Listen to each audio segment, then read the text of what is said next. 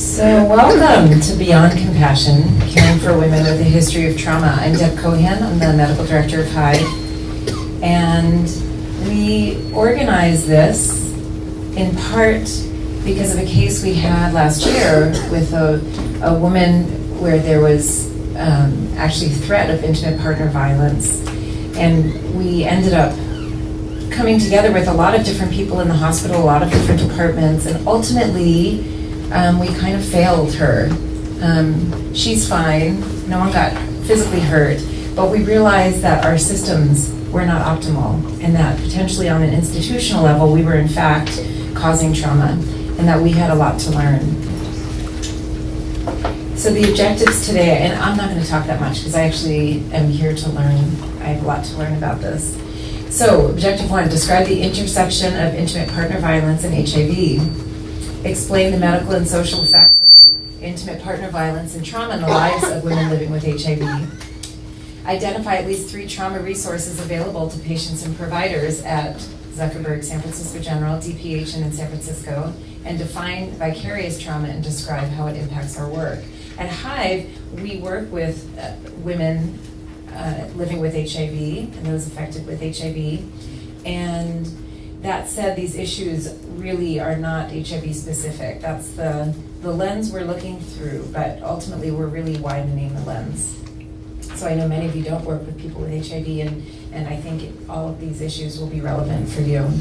So this is the HIVE team. People always ask, what does HIVE stand for? And it stands for this team. And in fact, now you all are all part of the HIVE as well. We're a buzz of activity. So this is the team, and maybe everyone who's part of HIVE, I know I just said all of you are part of HIVE, but the core team of HIVE, if you all can stand up. This is Shannon Weber, our director, Becca Schwartz, the social worker, Monica Hahn, the lead clinician, Yamini, how do you say your last name? She can say it much more beautifully and gracefully than I can, is the director, coordinator of a program called Power Health, and Karishma Oza is our HIVE coordinator and really the creator of this symposium. So thank you all. It's really an honor to work with you all. So very briefly, the mission of HIVE is advancing reproductive and sexual wellness for individuals, families, and communities affected by HIV in San Francisco and beyond. And our vision, until there's a cure, is a world where people affected by HIV have safe pregnancies, reproductive autonomy, access to state-of-the-art healthcare, and enjoyable sex lives. It's kind of revolutionary, isn't it?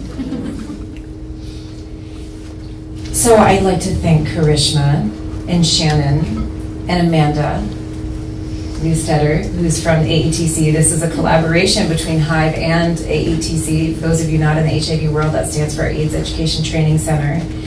And it took a lot of work to create this symposium, so thank you all. I also would like to thank all the speakers. You are going to meet them individually as the day goes on, so I'm not going to take time to do that right now. So Shannon is the director of HIVE, among other things, and I'm going to pass it on to you.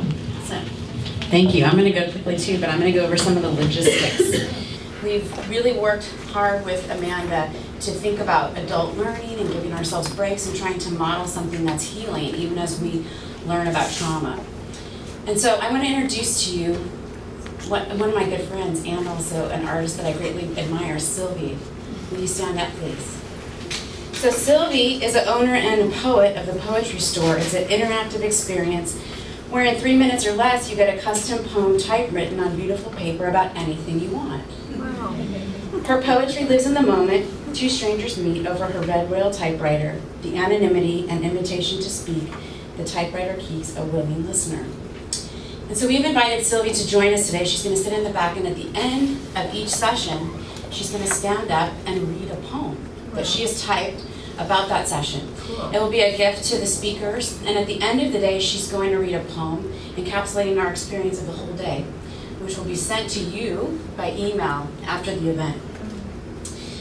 Sylvie is someone who's really comfortable living in the place where dark meets the light. And I thought there's something similar about many of us in our work. And it's in that place, kind of in that shadow, where she creates art. And so for me, having her here is a visual reminder, this outside manifestation about how healing is art. And so we're gonna see that hour by hour as she churns out this piece of art as a reminder of how us and our own healing, whether we're on the giving or the receiving end, is also art. In the hallway, there's a love note display. We invite you, if you have an intention that you want to write, if you want to memorialize someone, to please leave a note on the love note display.